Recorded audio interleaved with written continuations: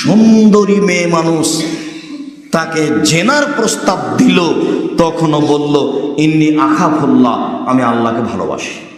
আর তোমার এমন স্বভাব খারাপ যে মেয়েটা যদি হাসি মুখে কথা বলে তাহলে তুমি নাম্বার ধরে রাখো আমার কথা বলার জন্য।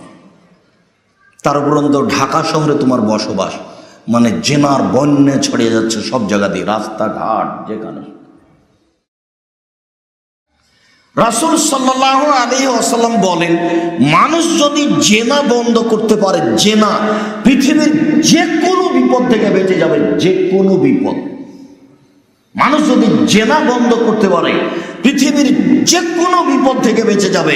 এদিকে দেখেন, এদিকে দেখেন, 3 জন মানুষ রাস্তায় হাঁটছিল, পাহাড়ি রাস্তা। নেপালের শতকরা 80 থেকে 85% মাটি পাহাড় দিয়ে ঘেরা। পাহাড়ি রাস্তা, বৃষ্টি এসেছে, 3 জনই একটা পাহাড়ের গর্তে ঢুকেছে, ওপর থেকে একটা পাথর গড়ে এসে মুখের উপরে পড়ে গেছে। তো এরা এটা সরিয়ে বের হতে পারবে না। তখন 3 জনের একজন বলছে, বাপ মাকে ভালোবাসি খুব, পাথরটা সরিয়ে দাও। তা আল্লাহ বললেন ঠিক আছে দিলাম। 3 জনের একজন বলছে, একটা লোককে কাজে নিয়েছিলাম, অর্ধেক দিন কাজ করার পরে কি যে হলো, মন খারাপ হলো, রাগ করে চলে গেল। আমি বললাম যে টাকা নেও, তো টাকাটাও নিল না। অনেকদিন পরে এসে বলছে আমি একদিন কাজ করেছিলাম, টাকা দেন। আমি বললাম যে এসব ছাগল নিয়ে যাও। আমাকে বলছে মজাক করবেন না, একদিনের কাজের টাকা দেন। আমি বললাম যে মজাক করিনি, এগুলো তোমারই, তুমি নিয়ে যাও। সব নিয়ে চলে গেল। তো এই কাজটা তো তোমার ভয়েই করেছি আর রহমতের আশায় করেছি, পাথরটা সরিয়ে দাও। তাহলে বলছেন আচ্ছা ঠিক আছে দিলাম। 3 জনের তৃতীয় জন বলছে যে আমার একটা চাচাতো বোন ছিল, উহিব্বুহা কাসাদ্দিন নাসে আর নিসা, কাসাদ্দিন নাসে আর নিসা। মানুষ যে মহিলাকে ভালোবাসে তার চেয়ে 1000 লক্ষ গুণ বেশি আমি তাকে ভালোবাসতাম। আমি অশ্লীল কাজের কথা বললে আমাকে বলল যে 100টা স্বর্ণ মুদ্রা লাগবে। আমার বোন পরহেজগার মহিলা, তবে সে কোনোদিন ভাবেনি যে আমার মতো নিঃস্ব ফকির মানুষ 100টা স্বর্ণের টাকা সংগ্রহ করতে পারবে। আমার বোন বুদ্ধি করে এইটা পথ বের করেছিল। আমি জীবন বাজি রেখে হাড় ভাঙা পরিশ্রম করে দীর্ঘ সময়ে 100টা স্বর্ণের মুদ্রা সংগ্রহ করলাম, হাতে দিলাম, জেনায় লিপ্ত হব। তখন আমাকে বলছে আব্দাল্লাহ ইত্তাকিল্লাহ, এ আল্লাহর বান্দা আল্লাহকে ভয় কর, আমাকে অসতী প্রমাণ করিস না।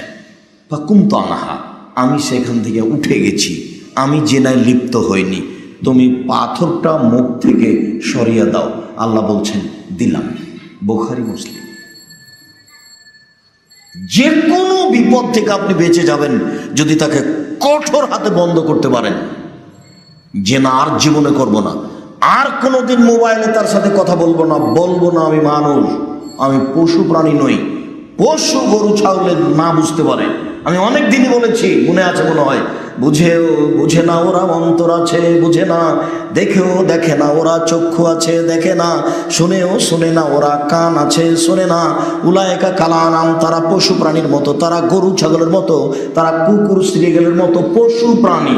আমার আব্বা কৃষক মানুষ, মধ্যম কৃষক, গরু মাঠে ছেড়ে দেওয়া, জমি চাষ করার পরে ছেড়ে দিতেন, তো আমরা গরু নিয়ে মাঠে থাকতাম। গরু যখন ধানের ক্ষেতের দিকে যেত তখন বলতাম এই থেমে গেছে, যাচ্ছে না, ও কিন্তু পশু, গরু থেমে আছে। একটু থামার পরে আবার যাচ্ছে, কেন? বুঝেনিও, ও তো বুঝলো যে আমি তাকে থামতে বললাম, যেতে নিষেধ করলাম, তো থামার পরে আবার যাচ্ছে কেন? আবার যাচ্ছে এই জন্যই তো পশু। তা আমি তো মানুষ, আমি তো পশু নই, আমি তো বুঝেই নিয়েছি যে আর জেনা করবো না, আর মোবাইলে প্রেমের গল্প করব না, তো করি কেন?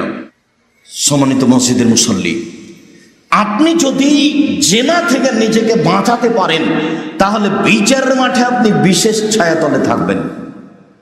যেদিন আল্লাহর ছায়া ছাড়া কোনো ছায়া থাকবে না, সূর্য যেদিন মাথার 1 মাইল উপরে হবে, 1 মাইল, অর্ধ হাত নয়, সেই দিন আপনি বিশেষ ছায়াতলে থাকবেন যদি আপনি নিজেকে জেনা থেকে বাঁচাতে পারেন। রাসূল সাল্লাল্লাহু আলাইহি ওয়াসাল্লাম বলছেন, রাজুলুন দাতু ইমরাতুন জাতু হাসাবিন জামাল, সুন্দরী মেয়ে মানুষ তাকে জেনার প্রস্তাব দিল, তখনও বলল ইন্নী আখাফুল্লাহ, আমি আল্লাহকে ভালোবাসি। এই লোকটা থাকবে বিচারের মাঠে, আমি আল্লাহকে ভয় করি। মেয়েটা বলল তোমার সাথে আমি জেনা করতে রাজি, তখন ছেলেটা বলছে ইন্নী আখাফুল্লাহ, আমি আল্লাহকে ভয় করি। এই মানুষটা বিচারের মাঠে বিশেষ ছায়াতলে থাকবে। আর তোমার এমন স্বভাব খারাপ যে মেয়েটা যদি হাসি মুখে কথা বলে তাহলে তুমি নাম্বার ধরে রাখো আবার কথা বলার জন্য। তার উপরন্ত ঢাকা শহরে তোমার বসবাস, মানে জেনার বন্যে ছড়িয়ে যাচ্ছে সব জায়গা দিয়ে, রাস্তাঘাট যেখানে। সম্মানিত মসজিদের মুসল্লি, কথাটি একটু মূল্যায়ন করুন। শেষ কথা, মহান আল্লাহ বলেন, অনাহান নাফসা আনিল হাওয়া ফাইনাল জান্নাত হিয়াল মাওয়া।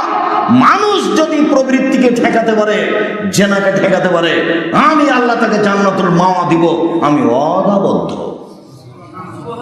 মানুষ যদি নিজেকে অশ্লীল কাজ থেকে ঠেকাতে পারে, মানুষ যদি নিজেকে জেনা থেকে ঠেকাতে পারে, আমি আল্লাহ জাতির সাথে, সেই মানুষের সাথে ওয়াদাবদ্ধ, আমি তাকে জান্নাতুল মাওয়া দিব।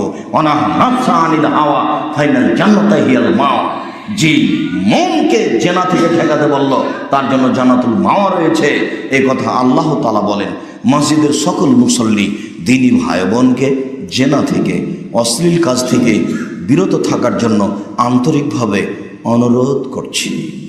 হাত থেকে ঢেল ছুটে গেলে যেমন ঢেল ধরা যায় না, শ্বাস বন্ধ হয়ে গেলে তেমন পাপকে ঠেকানো যায় না। শ্বাস বন্ধ হওয়ার পূর্বেই পাপ ঠেকানোর চেষ্টা করুন। আল্লাহ আমাদের যারা মারা গেছে তুমি তাদের কবরের শাস্তি মাফ করো। আমরা যারা অসুস্থ তুমি তাদের আরোগ্য দান করো। আমরা যারা বেঁচে আছি তুমি তাদেরকে তোমার রাসূলের পদ্ধতি অনুযায়ী চলার তৌফিক দান করো। তুমি আমাদেরকে আজকের আলোচনা অনুযায়ী অশ্লীল কাজ থেকে হেফাজতে রাখো। তোমার দরবারে এই জোরালো দাবি রেখে আজকের জুমার খুতবা এখানে শেষ করলাম। সাল্লাল্লাহু আলাইহি ওয়াসাল্লাম।